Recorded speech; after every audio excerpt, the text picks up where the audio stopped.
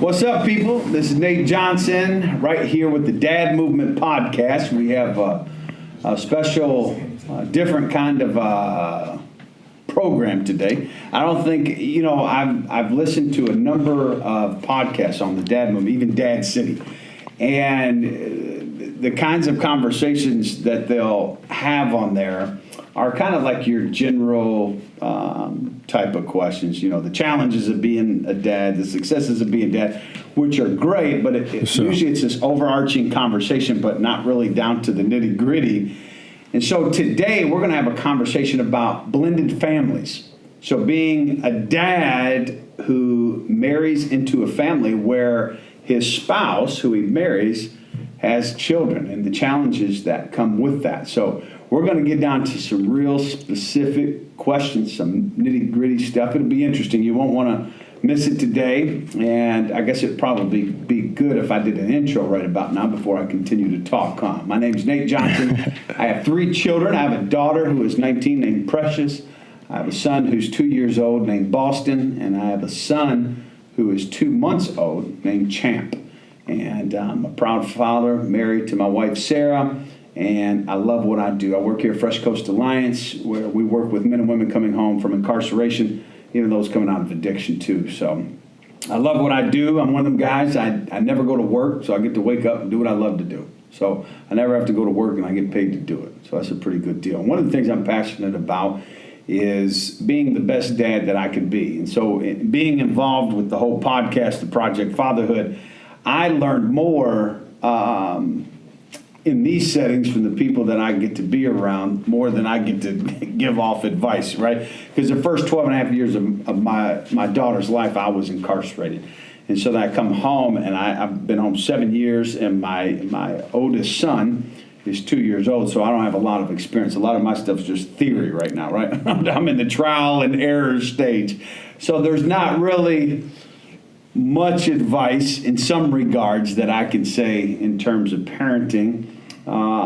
I guess I could just offer suggestions and people could take it how they want. So I really appreciate being on here. And today we have Andre Pierce with us. What up, what up? We have Jay Kilgo with us here. How's everybody? Too. So we appreciate you guys tuning in. Sure. DRE, why don't you go on ahead and introduce yourself, tell our audience who you are, what you do, and how many children you have, and who you're married to. Okay.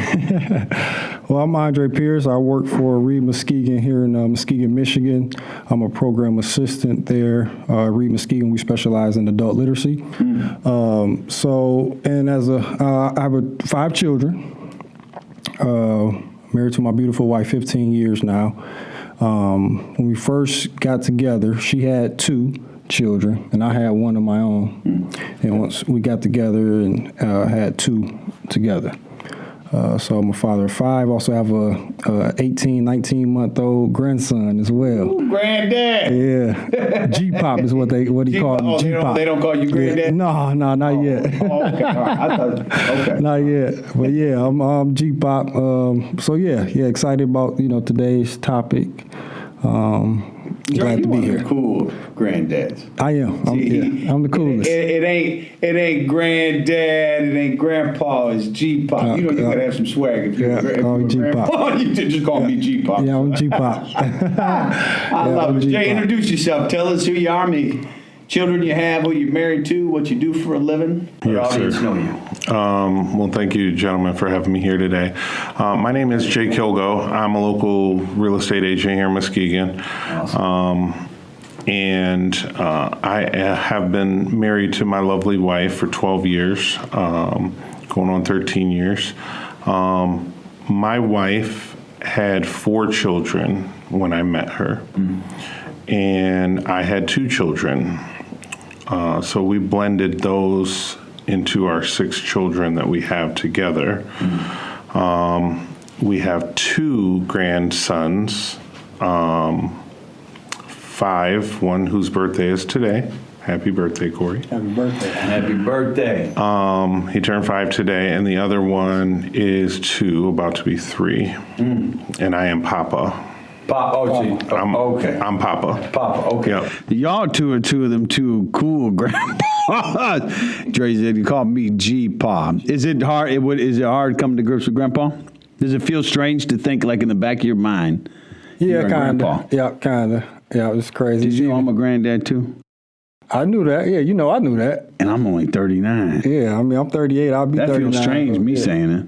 I'm like, dang, different. A grandpa? It is different. I just tell him to call me Pops. Yeah. You know? Yeah. I can't come to grips with granddad. Grandpa yet. You know what I mean? Not yet. And Jay, you just stick with Papa, huh? Just Papa. Yep, nice and easy. That's good. Keep it simple, huh? Yes, sir. Good stuff. I love it. Well, blended families is the topic of today, and I'm glad both of you guys got to come on here and hang out with us, talk about this, because it's not a topic that usually is discussed when you, especially in these types of conversations. Now, and I mean that in the sense of like on podcasts or on type of social media. You know, the challenges that we face, right? Because I can sit back and think of a number of stories, some like horror stories. Mm-hmm. You know, when I was in prison, I met a couple guys that was in there for jumping on their stepsons. You know what I mean? Because it was just like, you ain't coming up in my house running nothing. Right? Putting a hand on, I'm going to end up going to jail. I mean, where it turns into a chaotic situation, right? Yeah. But then, so, you know, with the struggles that come, you know, in those types of environments, I could only imagine, like, how do you navigate those seasons where tension is high? You know what I mean? Do I kick them out? And then if I kick them out, then there's tension with mom, you know? And it's like, what do you, so there can be, I would assume, it's just me just thinking that I would assume there has to be those seasons where it's very, very frustrating. Listen, can I jump in on that one? Because that hit me with something. I mean, that. Did I touch something? You did. Okay, that's what I was intended to do, Jay. Go ahead now. Right off the bat there. Okay. So, my oldest son, but I say stepson just for context. They're all my sons. So just so you know, my wife has all 4 boys, and then I have a son and a daughter. So my daughter's the only girl, and then we have our goddaughter, but she's the only girl out of the children. She's the youngest. But my oldest stepson, he's 24. Yeah, he's 24. I think he'll be 25 in February. When he was 16, he started acting a fool. I mean, just thought he could do whatever, and He thought he was running the show? he thought he was running the show. At that age, yeah. And one day he decided to swing on me because I told him, no, you're not leaving. You're not going to old girl's house or your friend or whatever he was trying to do at 16. And he called himself swinging on me. So I went to Popeyes and I got a 2-piece and a biscuit and I served it to him. But that manhood in me took it to the authorities getting involved. Yeah. So, since that incident, really set our family back because once the authorities, the CPS, and all these different people start to get involved, they start to, you know, we're going to take this kid out the house and we're going to do this and that. And, you know, I don't have any major criminal history, you know, like, or domestic abuse past or anything like that. But it put me on the radar as, you know, a domestic abuser. And domestic abuse doesn't have to be just women or whatever. Yeah. So, we were living in Indiana for a short time. So they took him out of the house and brought him up here with his dad. And they took 2 of the other boys out of the house and brought them up here with their dad. So one boy stayed with us. Not a great situation. You know, eventually we got all the boys back and but it was a mess for a few years. Once the courts get involved, it's just ugly. But I wasn't going to, be assaulted in my own house, and I wasn't going to be felt like I'm being held hostage and being a prisoner in my own house. Yeah. So my wife was crushed because her other boys got taken out of the house. I'll bet, yeah. And she was trying to fight and tell the authorities, listen, my oldest needs help, he needs counseling, he needs, you know, services. It's not like he needs to go to jail, but those issues that came about made it threw a huge monkey wrench in the family dynamic at the time. Yeah, in a situation like that, I couldn't even imagine the frustration that would build up, because then it creates this whole another line of tension with everyone in the house. And in your all's occasion, you have 6 children and your 2 adults. That's 8 people in one house. And then the unnecessary stress that it would put on you and your wife. I mean, that's real life, man. That's tough. Yeah. You got any challenging moments like that? Yeah, I had a couple.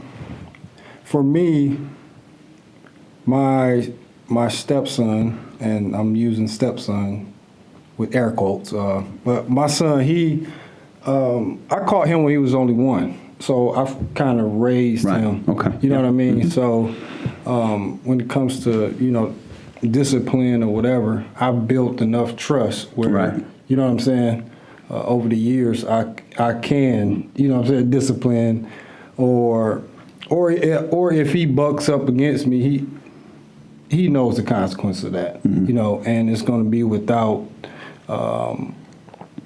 he will never swing on me, but again, trust has been built year after year after year after year after year, so when it comes to just those type of situations, discipline, trust is everything, rebuke without relationship breeds rebellion. It does, yeah. You know what I mean? So, fortunately, I caught my stepchildren, they were young. So that relationship, that trust has been built. And but don't get me wrong, them jokers, They'll test you. They'll test you. You have to go there with them. Yeah, you have to go there with them. But yeah, that's been my experiences.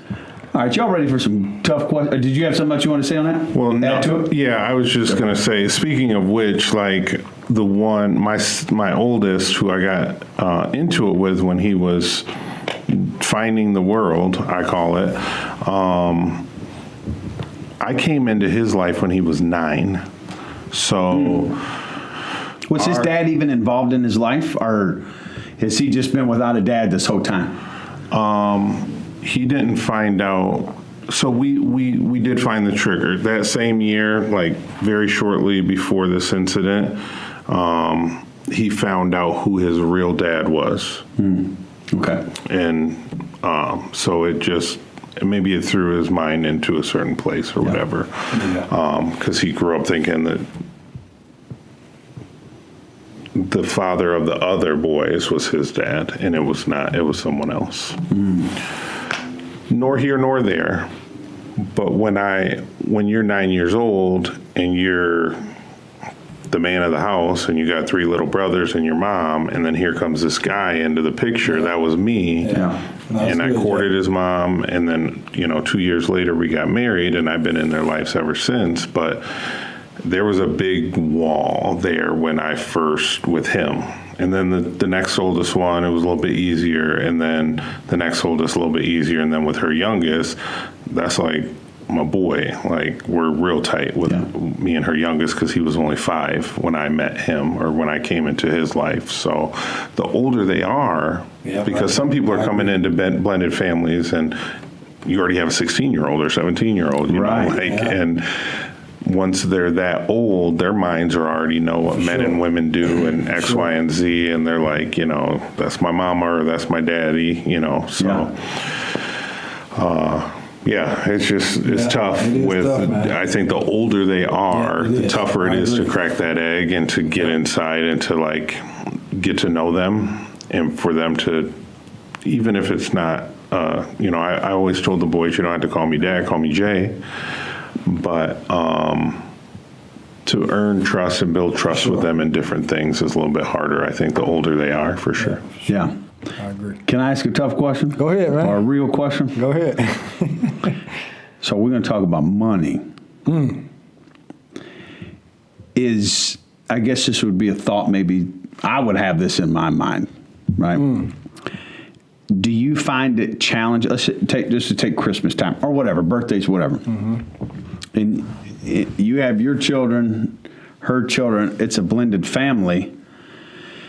Is there ever an internal pull to want to spend more money on your children than on her children during Christmas or birthday, or is there an understanding internally or amongst you that we're just going to treat everyone the same? Not saying that you're doing it now, but had that ever entered into your mind? You know what I mean? Like, these ain't my kids, man. You know what I mean? I mean, keep it real, right? Yeah, right. Because in my mind, I even hate to admit it, but I'm afraid, like, and I'm not in a situation, so I can't gauge it, but I'm sure I would have grown out of it, but I would have had some initial thoughts like, man, where's his daddy at? You know what I'm saying? I mean, those are some real thoughts. Had those thoughts ever entered into the thought life when you guys when this union first begun? And now here you are. You went from a dad of 2 to a dad of 6, and then you went from 1 to 3, right? Yeah, 1 and to so 3. I mean, that's a whole new set of challenges like this. It's not you're not going through the 9-month process and watching the babies be born, and then you got older. Yeah, I think for us, it was never a problem, honestly. I think we both just had the understanding without even really communicating about it. Yeah. I never looked at my wife's children as a stepchild. I just always accepted them as my own, and vice versa. With her and my son. So it really never was an issue. And then too, with 5 kids, and we're 23, 24 years old. We don't got a ton of money, so a lot of help come with birthdays and Christmas time with food baskets, and you going to the shelter and they blessing you with clothes and blessing you with gifts for Christmas and that type of stuff. So that's kind of how it's always been with us. So. No, it never was an issue with us. So, I'm happy it wasn't. You know what I mean? I'm happy it wasn't. I just never wanted, and too, as a dad, I never wanted to show that I'm favoring my son over her son. I never wanted to do that. Just because it just builds and breeds disunity, decision. You know what I'm saying? Division sets in. So I never want to do that. So I thank God for what I'm saying, that mindset that I had even then. Yeah. So that's a blessing. Yeah. For us at first, I do think it was a problem. I'm sure my wife is going to watch this podcast, so I'll watch my P's and Q's. No, I'm just kidding. But it was, I think it was an issue at first with us because we didn't communicate it. Okay. And then as we went through a couple sideways looks, or maybe not arguments, but like disputes about who got what and everything else, we're like, why are we fighting about this? We just put limits on everybody. So your birthday is this much dollar amount, and for Christmas it's this much dollar amount. And if it's one big item, because the older they get, they want this or that, and then that's what they got, the one big item, and then grandma and auntie and uncle, they can fill in the rest of the gifts and stuff like that. We bought the one big gift. So we've been a lot better as the boys have gotten older, and my daughter, by just giving limits for Christmas and birthdays. That's good. So, okay, let's get one more question in this regard. No, it's good. Talk about discipline. Okay. Is it uncomfortable disciplining a child who isn't biologically yours? Or is it just like, talking about like, for instance, if you may be of the philosophy of spanking. Some parents don't believe in it. Yeah, right. But you got some parents who believe in it. Right. And you're married to their mom, and then the stepchild is being disrespectful to your wife. Yeah. How do you handle a situation like that? Is it just Do you handle it just like you would with your, like, for me, I can't, like, back to kids at back talk, I have a hard time with for that. sure. And especially for sure. my kids. For sure. You know? And I can't tolerate it. So then you're putting a challenge where this isn't your biological son, but your parents or their mother, they're being disrespectful to your wife. Have you guys come into challenges like that? And then how do you deal with those? For sure. In those instances? Because I would find it challenging for myself. Yeah, what you say, Jay? Yeah, I'll just give them all letters. K, who's the second youngest stepson of mine, love him to death. I told him growing up he should be a lawyer because he was always Mr. Last Word. He had to have the last word no matter what, you know. And we had to, like, I personally felt like I had to get that out of him. Yeah. So I grew up getting spankings. I grew up getting switches and everything else. Yeah, me too. But the world has changed some. Yeah. And just to caveat it, now I'm a licensed foster parent too. So we actually have 2 babies in the house now. So I have 2 younger children in diapers in the house now. And under foster care rules, you can't do anything. Yeah. But before we became foster parents, I would grab, hug, hold, wrestle, you know, the boys, and yell, raise my voice, put my foot down, time out, take away privileges, take away video games, different stuff like that. Because my number one rule in my house, and you can ask any of my children this, don't disrespect mom. Yeah. That's just it's always been my number one rule.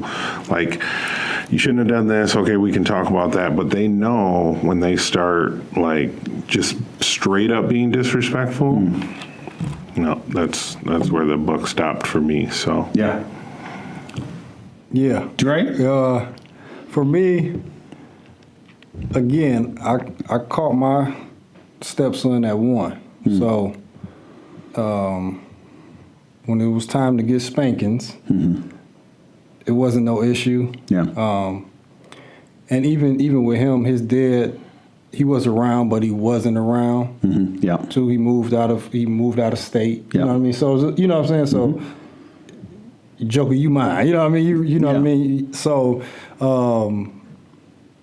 it never really was an issue then. You know. And for he didn't get a lot of trouble either though. Yeah. You know, for whatever reason. But he just he avoided trouble. Yeah. So yeah, it wasn't an issue. He looked at me as dad, you know. So yeah. So just give me a normal part of this. In this house, there's choices and consequences, right? So Simple. it's like, Simple. hey, Simple. I'll crack his rear end just like I'll crack yours. So take your pick, right? Yep, exactly. Right. Okay. And then too, and I think he learned a lot from, you know, his older brother, which is his stepbrother. You know, he learned a lot from, you know, okay, mom and dad, they don't play. You know what I mean? So So I know what not to do, right? Let me fall back a What little line bit. to Right. cross, what line I can't. No, that's let me fall back a little bit. that's wisdom right Yeah, there. So okay, Jay, let me hit you with this. If there was,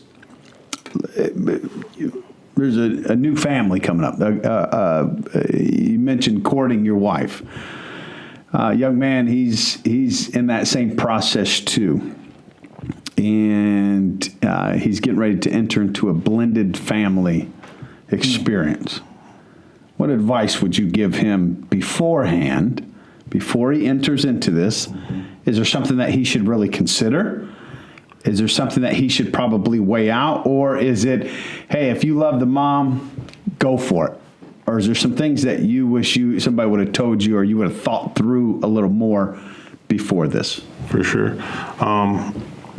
Well, I believe love can conquer all per se, but there's still, if you want it to be a smooth ride when you get on, I would suggest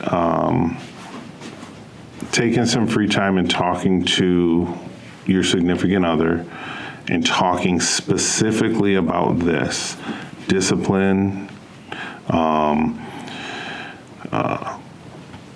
religion, medical, finances with the children, all the things that have to do with the children. Listen, I'm going to love and care and honor and cherish you, all that stuff. You're not only making those vows to her if she's a mother or if he's a father, to the ladies out there, you're making that vow to their children because their children are already there. Right. This isn't okay, we're going to have children together one day and then you're both mom and dad. But if you're going into a relationship and that person already has children, get their feedback on maybe what the ex didn't do well, that is one thing that we talked about a lot. And so I engaged with the children as much as I could instead of going away, hiding, doing whatever, and not just, those are your kids out, I engaged with the children as much as I could. I mean, I worked a lot too, but I think those are really important things to make the journey smoother. Yeah. Because I think if you don't talk about those things. Absolutely, yeah. Think about just the finances, right? So you go from living where it's taking care of 3 people to 8 people, and this is like an overnight occasion. Yeah.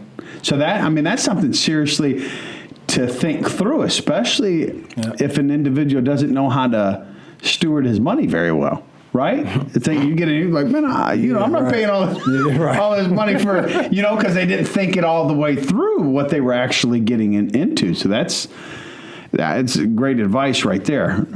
Dre, if there was something that you could share with a young man getting ready to enter into a blended family situation, what would you, looking back over the last 15 years or so, what is something that you would share with him as a point of advice? I think I would say press into treating and loving everyone the same. Might be hard starting off, might be a fight, but press into it, figure out how to. If you have to take your stepson or daughter out individually, you know what I mean? Spend that one-on-one time, build that relationship, see what they're like, see what they don't like. I think that was huge for me as a stepdad. Just really treating them the same way. Again, could be hard, could be difficult, but figure it out. You know what I mean? For real. Figure it out. Press into it, man. So I think that's huge. It just builds unity. Yeah. It keeps the dissension out. Keeps the arguing. And another thing too, it brings peace to the household. Yeah. And peace is everything in the household. That unity, that consistency. Oh, for sure, right? For sure. Peace. You have to have peace. Peace in the land. I know it, man. Our homes have to be safe places. You know what I'm saying, for us, for our spouses and our children. So I know that's what I did. I pressed into treating them the same. I pressed into loving them all the same. Yeah. And the results was peace in the household. Yeah. And so yeah.